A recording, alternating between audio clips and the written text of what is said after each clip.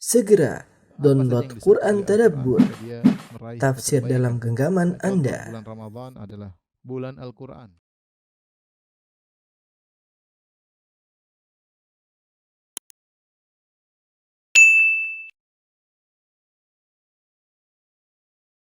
Bismillahirrahmanirrahim. Assalamualaikum warahmatullahi wabarakatuh.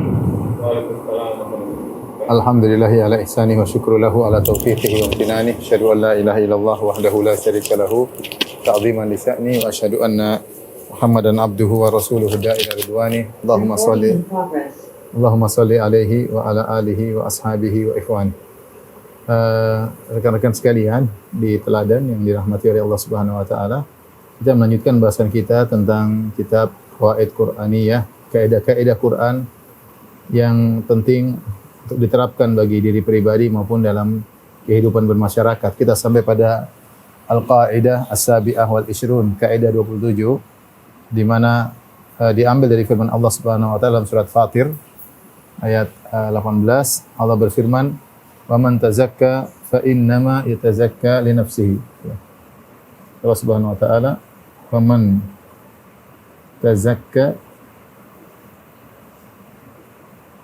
fa innama yatazakka li nafsihi." Siapa yang mensucikan dirinya,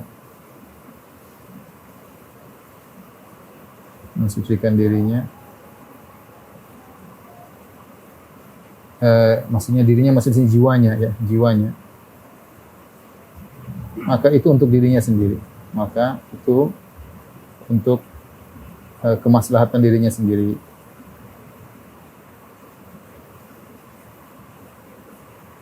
Nah, tentunya kita tahu secara umum bahwasanya semua ibadah yang kita lakukan adalah untuk kembali kepada diri kita, bukan untuk kemaslahatan Allah Subhanahu wa taala.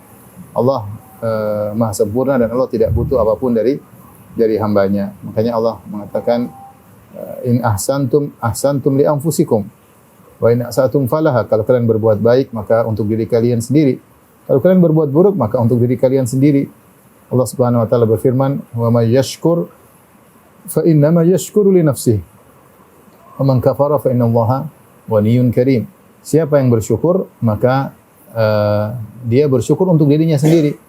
Dan siapa yang kufur maka Allah Maha kaya dan Maha terpuji, Maha baik. Seluruh makhluk kufur kepada Allah maka tidak akan mengurangi kemuliaan Allah Subhanahu wa taala. Dan seluruh makhluk mulia maka tidak akan menambah kemuliaan Allah Subhanahu wa taala. Ya, Allah sudah Maha mulia, baik mereka taat maupun mereka tidak taat. Oleh karenanya kaidah ini berada di bawah kaidah umum bahwasanya semua yang melakukan kebaikan adalah untuk dirinya sendiri. Di antara kebaikan yang dimotivasi oleh Allah Subhanahu wa taala untuk diperhatikan secara spesifik adalah mensucikan jiwa. Mensucikan jiwa, karena hal ini sangat penting dan manfaatnya sangat besar kembali kepada orang yang suci jiwanya. Wa man tazakka fa innama yatazakka li nafsihi. Siapa yang mensucikan dirinya, maka sungguhnya dia mensucikan untuk dirinya sendiri. Oleh karenanya Nabi SAW sering berdoa agar disucikan jiwanya, seperti doa Nabi SAW, Allahumma ati nafsi taqwaha wa zakkiha anta khairu man zakkaha anta waliyuha wa maulaha. Ini doa yang sering dibaca oleh Nabi. Allahumma ati nafsi taqwaha, ya Allah berikanlah kepada jiwaku kesuciannya, wa zakkiha, dan sucikanlah jiwaku, anta khairu man zakkaha, engkau adalah sebaik-baik yang mensucikan jiwaku, anta waliyuha maulaha, karena engkau lah yang mengurus jiwaku dan engkau lah yang menguasai jiwaku. Jadi Allah yang menciptakan jiwa kita, Allah yang mengurus jiwa kita. Maka kita meminta kepada Allah agar memberikan kesucian kepada jiwa. Ini doa Nabi SAW. Hendaknya kita semua menghafal doa ini. Allahumma ati nafsi taqwaha wa zakkiha anta khairu man zakkaha anta waliyuha wa maulaha. Kemudian juga Rasulullah SAW pernah berdoa, Allahumma alhimni rusydi wa a'idhni syarra nafsi. Allahumma alhimni rusydi, Allah ilhamkanlah kepadaku sifat yang lurus, sifat yang benar, rusyd, wa a'idhni syarra nafsi, dan lindungilah aku dari keburukan jiwaku. Di antara doa Nabi sallallahu alaihi wasallam juga yang Nabi sering menyampaikannya ketika berkhutbah, kata Nabi sallallahu alaihi wasallam, wa na'udzu billahi min syururi anfusina wa min sayyiati a'malina. dan kami berlindung kepada Allah dari keburukan jiwa-jiwa kami. Wa min sayyiati a'mali, dan keburukan amal-amal perbuatan kami. Di sini Nabi SAW berlindung dari keburukan jiwa. Karena jiwa ini butuh disucikan. Jiwa ini terkadang memiliki penyakit-penyakit, kotor, ya, sehingga harus disucikan. Demikian juga dalam doa zikir pagi petang, Rasulullah SAW berdoa, Allahumma fatiras samawati wal ard, alimal ghaibi wasyahadah, rabb kulli syai'in malikah, asyhadu an la ilaha illa anta, a'udzubika min syarri nafsi wa syarri syaitani wa syirkih. Kata Nabi SAW, Allahumma fatiras samawati wal ard, ya Allah yang menciptakan langit dan bumi, alimul ghaibi wasyahadah, yang maha mengetahui yang gaib maupun yang nampak, rabb kulli syai'in wa malikah, yang pencipta atau penguasa segala sesuatu, pencipta segala sesuatu, yang mengatur segala sesuatu dan yang memilikinya. Allahumma fatiras samawati wal ardi alimul ghaibi wasyahadati rabb kulli syai'in malikah, asyhadu an la ilaha illa anta, aku bersaksi bahwasanya tidak ada yang berhak disembah kecuali Engkau, ya. A'udzubika min syarri nafsi, aku berlindung kepada Engkau ya Allah dari keburukan jiwaku. Wa min syarri syaitani wa syirki, dan aku berlindung kepada Engkau dari keburukan syaitan dan perangkapnya atau kesyirikannya. Lihatlah di sini Nabi SAW berdoa agar diberikan jiwa yang suci dan agar dilindungi dari keburukan-keburukan jiwa. Karena kita tahu bahwasanya yang merusak seseorang dari dua faktor, faktor eksternal dan faktor internal. Faktor eksternal bisa jadi gangguan syaitan yang bisikin hatinya, atau gangguan syaitan dari kalangan manusia, yang teman-teman yang buruk yang menyuruh kepada keburukan, ini gangguan eksternal. Namun kita jangan lupa bahwasanya ada juga faktor internal yang buat kita bisa rusak, yaitu jiwa yang rusak, jiwa yang kotor. Oleh karenanya di antara amal yang sangat agung adalah seorang berusaha untuk mensucikan jiwanya. Dan siapa yang mensucikan jiwanya, maka dia yang beruntung. Dia yang beruntung, ya. Kemaslahatannya tidak kembali kepada Allah, tapi kemaslahatannya kembali kepada dirinya. Wa man tazakka fa innama yatazakka li nafsihi. Siapa yang mensucikan jiwanya, maka sungguhnya itu untuk dirinya sendiri. Oleh karenanya Allah Subhanahu wa taala bersumpah tentang hal ini, pentingnya pensucian jiwa. Kata Allah Subhanahu wa taala, "Wasyamsi wa duhaha wal qamari idza talaha wan nahari idza jallaha wal laili idza yaghshaha was samaa'i wa ma banaha wal ardi wa ma tahaha wa nafsi wa ma sawwaha fa alhamaha fujuraha wa taqwaha qad aflaha man zakkaha wa qad khaba man dassaha."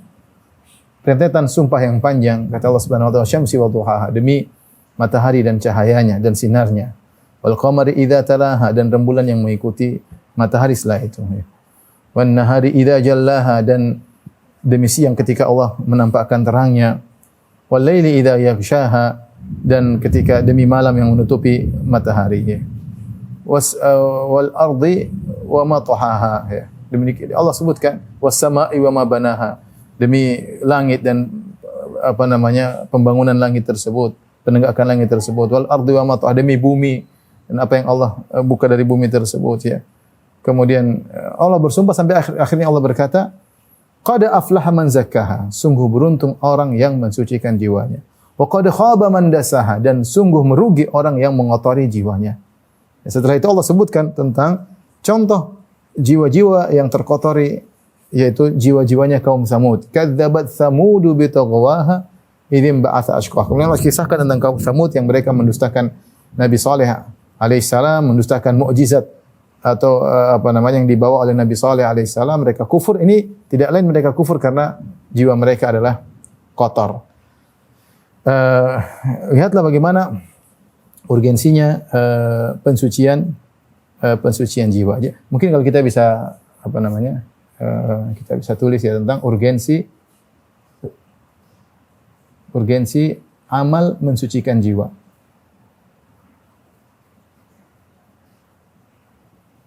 Jadi yang pertama sudah kita singgung adalah Nabi sallallahu alaihi wasallam banyak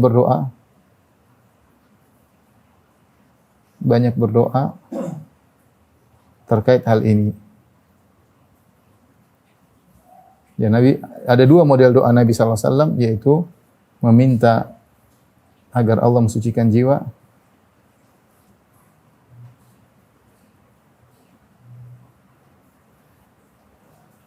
Kemudian yang kedua adalah berlindung dari keburukan jiwa. Dari keburukan atau kotoran jiwa.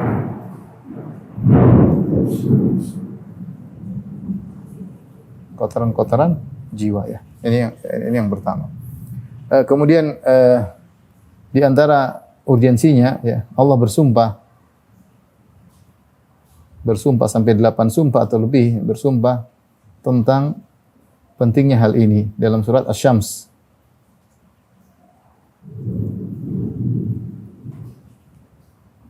Allah bersumpah wasyamsi wa duhaha. Wasyamsi wa duhaha. Wal qamari idza talaha, sampai Allah berfirman, qad aflaha man zakkaha, qad aflaha man zakkaha.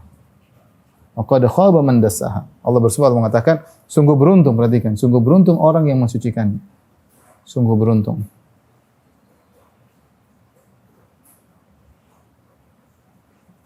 Sungguh beruntung orang yang mensucikannya.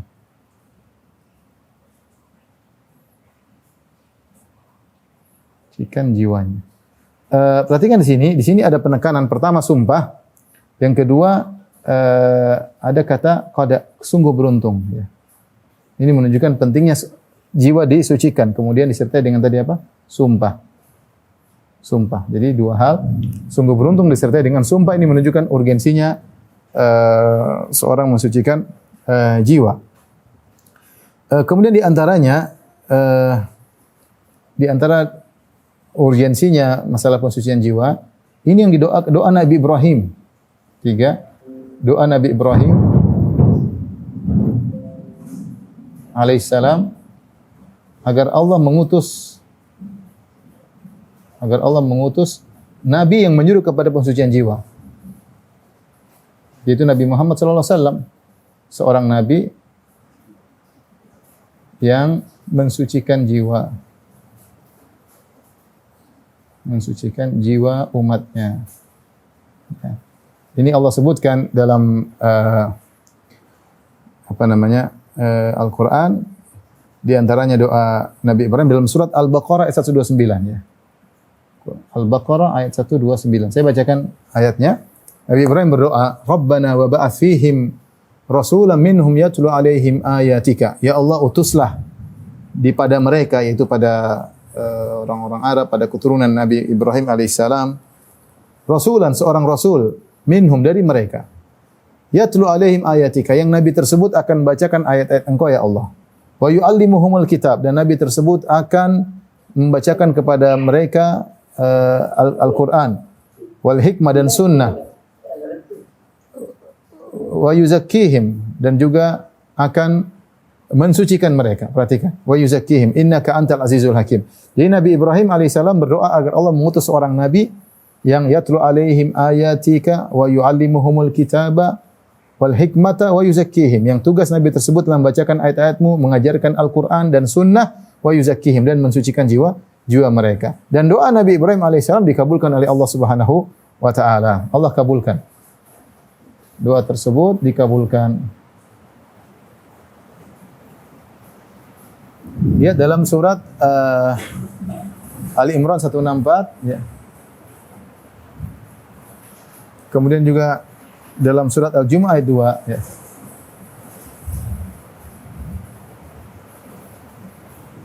Allah berfirman, laqad manna Allahu 'alal mu'minina idz ba'atha fihim rasulan min anfusihim yatlu 'alaihim ayati wa yuzakkihim wa yu'allimuhumul kitaba wal hikmah wa in kanu min qablu la fi dhalalin mubin. Kata Allah Subhanahu wa taala, laqad manna Allah, sungguh Allah telah beri anugerah 'alal mu'minin, kepada kaum mukminin. Anugerah apa? Idz ba'atha fihim rasulan min anfusihim, tatkala Allah mengutus kepada mereka seorang rasul dari diri mereka, itu dari bangsa mereka. Dari apa tugas rasul tersebut?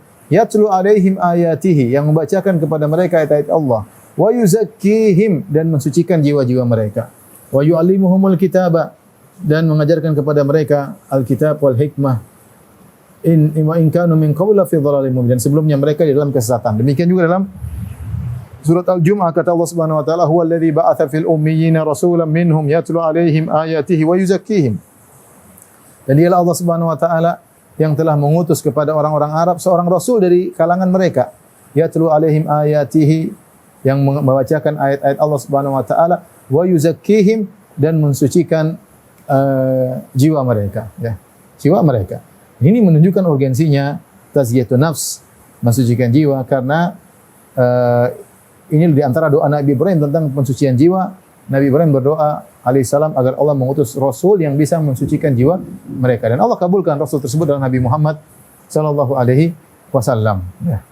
Oleh karenanya ketika Nabi Musa alaihissalam berdakwah kepada Fir'aun, Nabi Musa berkata, "Hallaka ila an tazakka." Maukah engkau wahai Fir'aun mensucikan jiwamu? Wa ahdiyaka ila rabbika fatakhsha. Kalau kau mau maka aku akan menggiringmu, menuntunmu kepada Rabbmu, maka kau akan takut kepada Rabbmu. Yang ditawarkan oleh Nabi Musa kepada Fir'aun, hallaka ila an tazakka, maukah engkau mensucikan jiwamu. Kemudian di antara urgensinya masalah tazkiyatun nafs.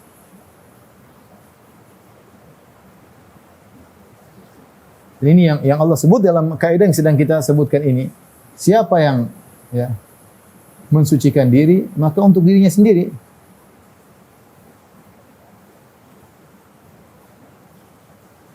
Maka untuk dirinya sendiri. Wallahu alam, ini ada isyarat bahwa faedahnya sangat besar. Faedah mensucikan diri sangat banyak, besar. Faedah mensucikan diri sangat besar untuk pribadi. Untuk pribadi. Baik di dunia maupun di akhirat. Orang yang mensucikan dirinya, maka dia akan mendapatkan banyak keistimewaan. Makanya, "Waman tazakka fa inna ma yatazakka li nafsihi." Siapa yang mensucikan dirinya, maka dia telah untuk dirinya sendiri. Orang mensucikan jiwanya, maka dia akan khusyuk dalam beribadah, maka dia akan lebih bahagia karena hatinya dia bersihkan, jauh dari hasad, jauh dari dengki, jauh dari suudzon. Dia lebih konsen dalam beribadah kepada Allah Subhanahu wa taala. Itu di dunia, belum kalau di akhirat. Orang yang mensucikan dirinya, maka di akhirat dia akan beruntung. Qad aflaha man zakkaha. Sungguh beruntung orang yang mensucikan dirinya. Baik. Kita lanjutkan. Apa sih makna tazkiyah? Kita akan bahas setelah ini insyaallah taala.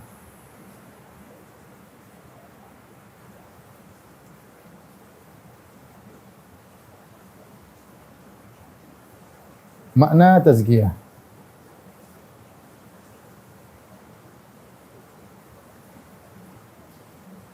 Tazkiyah. Tazkiyatun nafs. Atau mensucikan jiwa.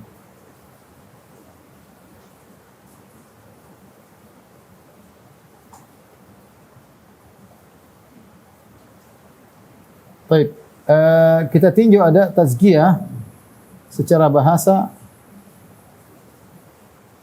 secara istilah.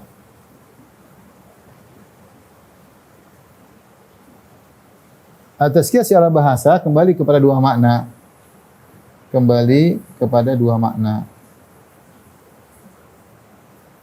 Yang pertama adalah tathhir,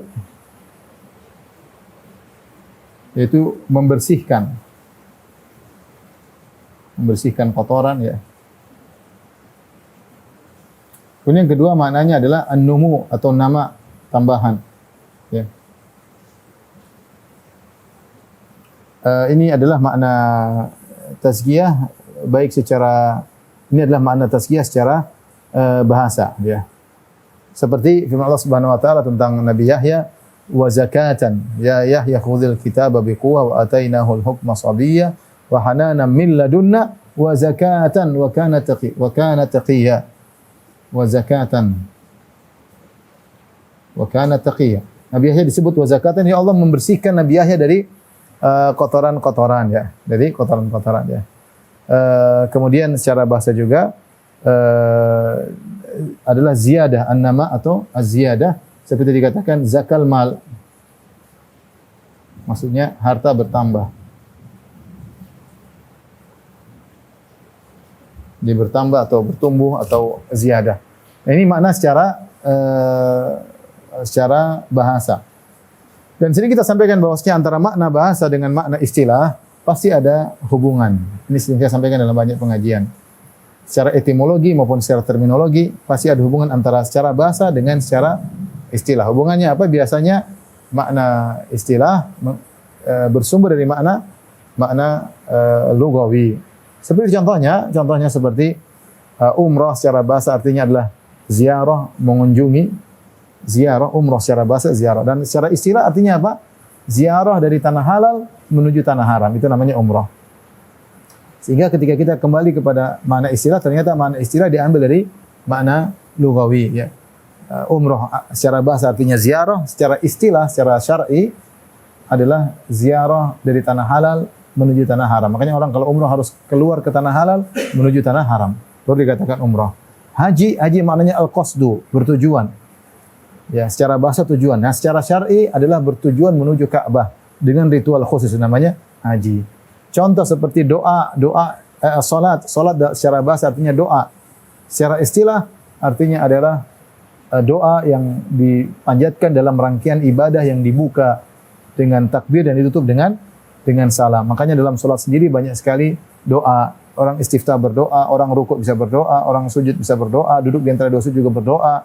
Sebelum salam juga berdoa, sujud juga berdoa, ya. Sehingga salat ya secara syar'i maknanya juga diambil dari secara bahasa, maknanya doa. Sama seperti tazkiyah. Tazkiyah secara bahasa, etimologi dan kalau kita lihat secara istilah terminologi, ya. Maka kembali kepada dua makna ini, ya. Dengan makna ini makanya ada dua makna. Secara istilah adalah membersihkan jiwa dari penyakit-penyakit hati. Kemudian maknanya juga adalah at-tahliyah. At-tahliyah yaitu menghiasi jiwa dengan akhlak-akhlak yang mulia. Perhatikan.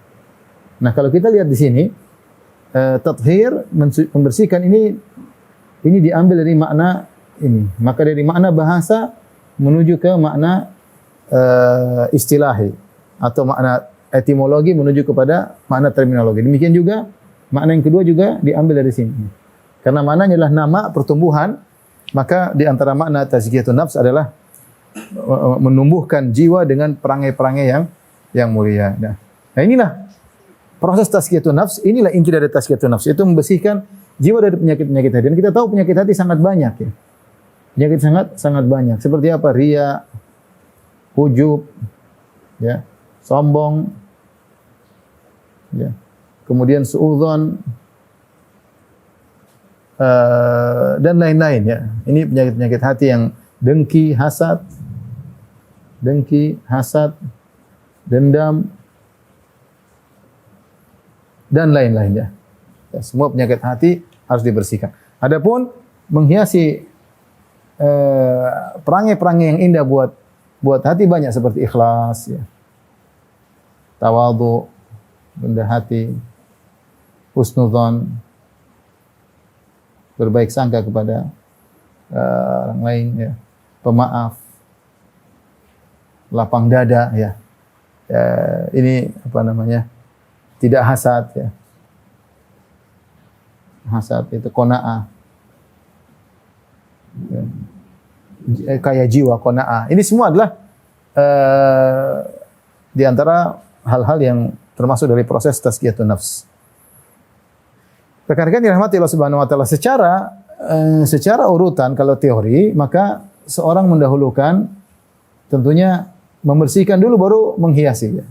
Membersihkan dulu dari jiwa-jiwa kotor, dari penyakit-penyakit jiwa, baru menghiasi jiwa-jiwa dengan perangai yang baik. Namun secara praktek, dua hal ini antara at-tasfiyah dan at-tahliyah, ini namanya tasfiyah. At-tasfiyah. Tasfiyah yaitu membersihkan, atau tasfiyah dan tahliyah ada dua hal yang saling berkaitan. Kalau seorang berusaha membersihkan jiwanya dari riya, maka dia akan mendapatkan keikhlasan. Sama seorang yang berusaha menghiasi jiwanya dengan keikhlasan, maka dia akan bersih daripada riya. Seorang yang membersihkan jiwanya daripada kesombongan, maka dia akan mendapatkan tawadhu. Karena dua hal ini adalah saling kontradiktif. Kalau tidak riya berarti ikhlas. Kalau tidak ujub berarti tawadhu. Kalau tawadhu berarti tidak sombong. Seperti itu. Ya, kalau hasad berarti tidak qanaah. Kalau qanaah tidak hasad. Ya seperti itu. Jadi dua hal ini yang disebut dengan tazkiyatun nafs. Maka seorang berusaha untuk bisa mensucikan jiwanya, dan ini perlu perjuangan ya seumur hidup. Karena jiwa ini setiap saat bisa dikotori oleh banyak penyakit, maka seorang berusaha seumur hidup untuk membersihkan jiwanya sampai dia bertemu dengan Allah Subhanahu wa taala. Apalagi jika seorang mengetahui bahwasanya jiwanya telah kotor. Baik, ya.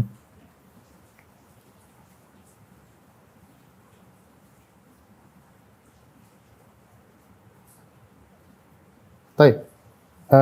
Beberapa kaidah yang penting terkait dengan tazkiyatun nafs, ya.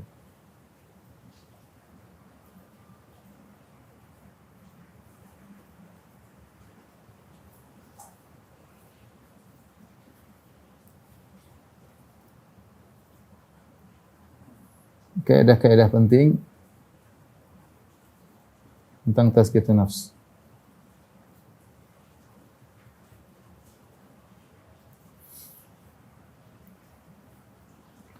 Yang pertama, bahwasanya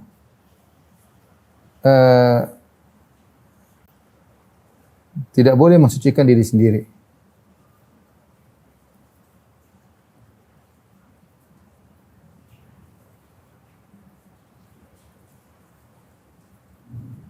Artinya tidak boleh mengaku jiwanya sudah suci. Mungkin bahasanya kurang pas. Tidak boleh mengaku-ngaku jiwanya telah suci. Bagaimana kita ngaku jiwa kita telah suci sementara Nabi SAW berdoa, wa na'udzubillahi min syururi anfusina. Ya. Ya Allah, jauhkanlah aku dari keburukan jiwaku. Ya. Makanya kata Allah Subhanahu wa taala, alam tara ilal ladzina yuzakkuna anfusahum balillahu yuzakki may yasha. Allah mencela orang yang mengatakan kami sudah suci. Kata Allah Subhanahu wa taala, alam tara ilal ladzina yuzakkuna anfusahum. Tidakkah kalian melihat orang-orang yang mengaku-ngaku diri mereka sudah suci? Walillahu yuzakki may yasha. Allah mensucikan siapa yang Allah kehendaki. Allah mencela orang yang mengaku dirinya suci. Demikian juga firman Allah Subhanahu wa taala dalam surat An-Najm, fala tuzakku anfusakum huwa a'lamu biman ittaqa.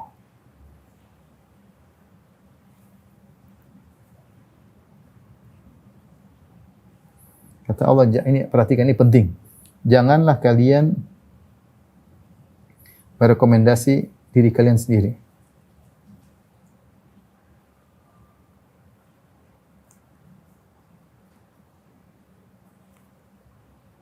Dia yang lebih tahu siapa yang bertakwa. Allah yang lebih tahu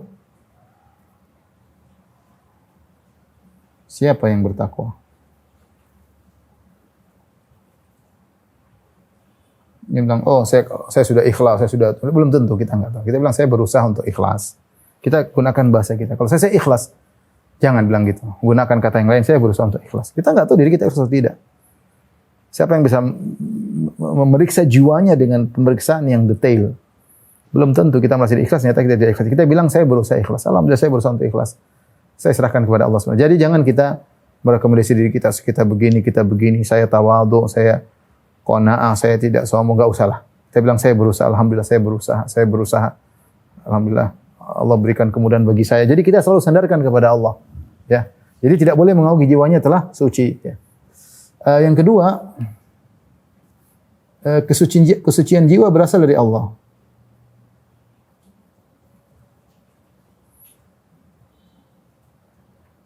Ya.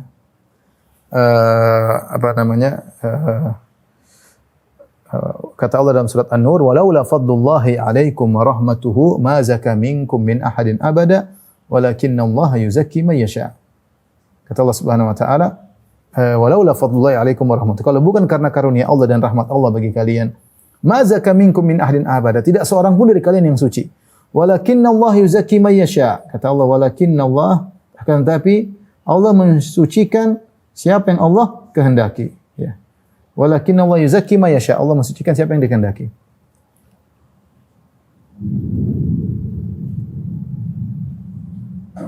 Siapa yang Ia kehendaki. Nah, tatkala kita tahu bahwasanya ya, kesucian jiwa berasal dari Allah Subhanahu wa taala, maka konsekuensinya kita minta kepada Allah.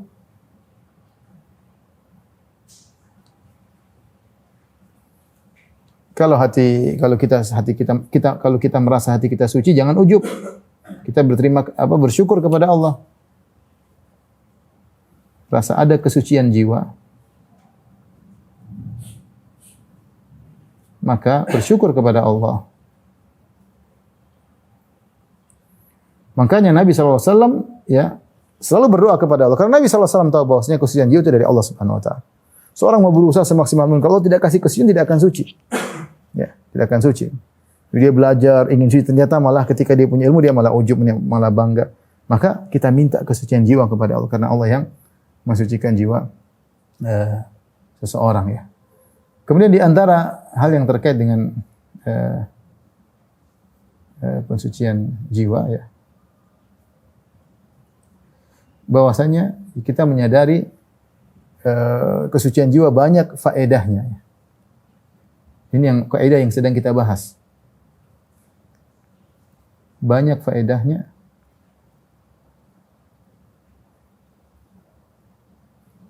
Dan kembali kepada kita. Kepada kita sendiri. Ya. Dan itu di dunia maupun di akhirat. Kita bilang di dunia, ya. Di dunia dan di akhirat. Di dunia banyak, di dunia apa? Kalau orang suci jiwa, bahagia, bahagia jelas. Yang bikin kita sengsara itu apa? Karena hati kita kotor. Ketika kita tidak qanaah, kita selalu hasad. Kita enggak pernah bahagia. Hasad adalah musuh kebahagiaan. Dendam adalah musuh kebahagiaan.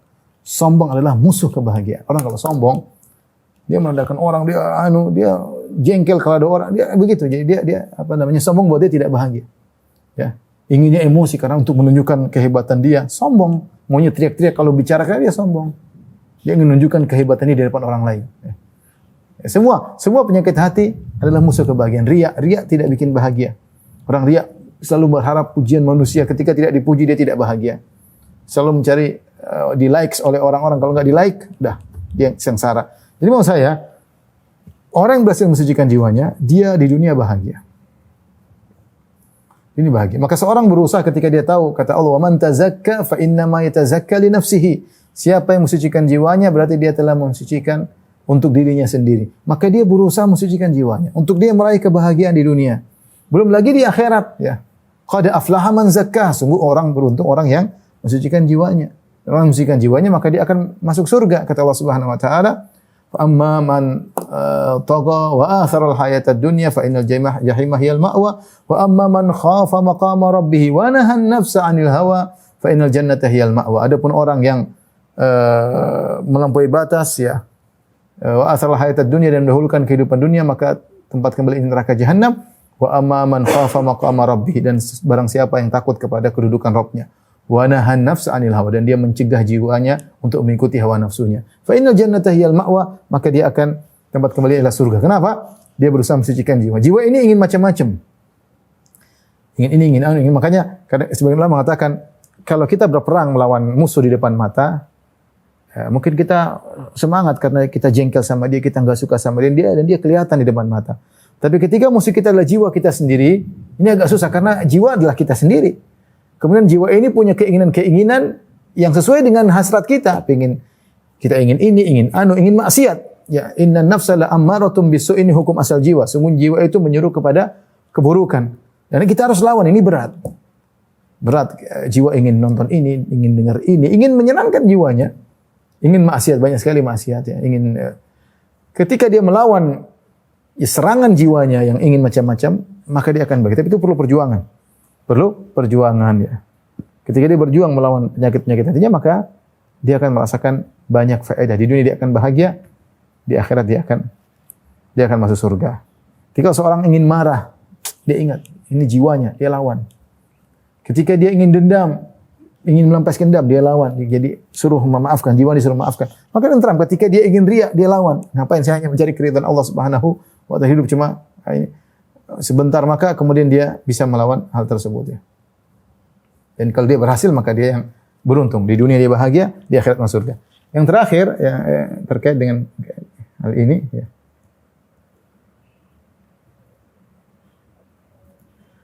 Hal-hal yang diperhatikan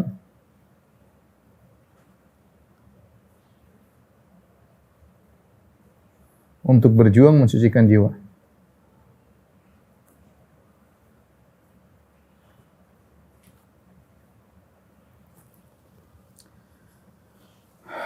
Di antaranya ikhwan dan akhwat yang rahmatillah subhanahu wa ta'ala, pertama harus menyadari bahwa jiwanya kotor. Dan untuk menjadi hal ini butuh pengecekan luar biasa. Pemeriksaan yang detail ya. Ya, seorang memeriksa jiwanya. Karena dia kadang merasa dirinya sudah ikhlas, ternyata enggak. Dia periksa jiwanya.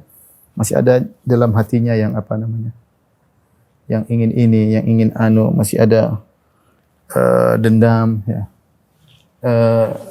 Masih ada hasad, masih ada dengki. Ternyata setelah dia periksa dalam dia masih ada riya, masih ada ujub ya. Karena kalau seorang tidak menyadari bahwasanya dirinya punya kekurangan, dia tidak akan bisa mengobati jiwanya. Maka tahap pertama adalah seorang ketika ingin mensucikan jiwanya, ya, maka dia harus menyadari bahwasanya jiwanya tersebut kotor, ya. Dan itu bisa dilakukan dengan memeriksa jiwanya dengan detail. Ketika dia periksa, dia akan menemukan banyak penyakit-penyakit jiwanya tersebut. Maka kemudian dia mulai menangani penyakit tersebut satu demi satu. Dia lawan, dia latih diri. Ini perjuangan seumur hidup. Karena ketika hati kita sudah bersih, belum tentu tidak kembali lagi. Bisa jadi kembali lagi. Untuk mengotori jiwa tersebut, maka seorang harus berjuang. Berjuang untuk ikhlas ini bukan perjuangan sehari dua hari sampai seumur hidup. Berjuang untuk qanaah, menerima bahwasanya apa yang Allah berikan itu yang terbaik, itu juga tidak mudah. Itu perjuangan seumur hidup. Berjuang untuk ridha dengan apa yang Allah berikan atas musibah yang Allah timpakan, ini juga perlu perjuangan seumur hidup. Tapi ini selalu dia harus tahu bahwa dirinya kadang penyakit tersebut muncul dalam kondisi tertentu. Dia sadar, oh ternyata saya punya penyakit ini. Dia harus data dengan detail dan dia mulai membersihkan jiwanya sedikit demi sedikit. Dan nanti akhirnya jiwanya ya dari nafs ammarah bisu, dari jiwa yang selalu menyuruh kepada keburukan, bisa berubah menjadi an-nafsul lawamah. Nafsul lawamah itu jiwa yang selalu mengingatkan, mencela kalau kita ingin melakukan kemaksiatan, dia celah kamu kenapa begini, kenapa begitu. Sampai kemudian pada tingkatan berikutnya an-nafsul mutmainnah. Itu jiwa yang tenang, tentram. Dia tentram dengan ketaatan-ketaatan yang dia lakukan. Ini proses perubahan jiwa ya. Jadi macam-macam jiwa.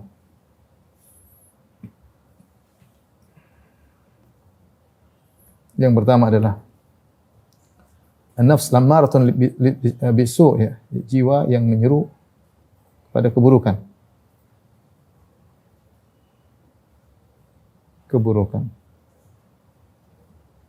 Namanya an-nafs al-ammarah bisu. Kemudian yang kedua adalah nafsul lawamah, jiwa yang mencela keburukan. Kebalikan dari yang tadi. Saya menyuruh, yang ini mencela. Dan adalah nafs al-mutmainnah, jiwa yang tenang. Nah, seorang berusaha melawan jiwanya yang menyeru pada keburukan, dia lawan sehingga kemudian jiwanya menjadi mencela keburukan tersebut sampai dia benci dengan kemaksiatan, jiwanya menegur, akhirnya dia menjadi jiwa yang tenang ya.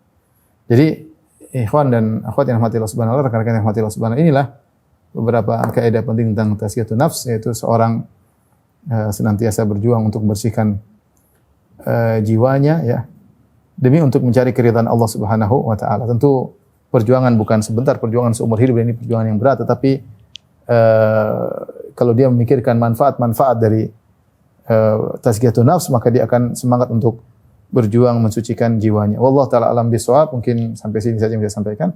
Kalau ada yang bertanya, saya persilahkan. Saya lupa, di antara nasihat yang disampaikan oleh para ulama, di antara hal yang mudah untuk buat kita tazkiyatun nafs ya, ada beberapa. Saya bacakan di sini dalam buku qawaid Qur'aniyah ini poin terakhir, yaitu di antara hal yang bisa kita lakukan mensucikan jiwa kita setelah kita menyadari jiwa kita kotor. Pertama, bertauhid kepada Allah dan sering bergantung kepada Allah, tawakal kepada Allah Subhanahu wa taala. Ini menghilangkan penyakit ujub karena kita senantiasa bergantung kepada Allah. Di antaranya senantiasa baca Al-Qur'an, tadabbur. Ketika kita sering baca Al-Qur'an, kita selalu mengingat tentang alam sana, alam akhirat. Kita selalu diingatkan karena banyak hukum-hukum yang kita baca ketika kita lewati ketika kita baca Al-Quran. Kemudian jangan lupa banyak berzikir kepada Allah Subhanahu wa taala.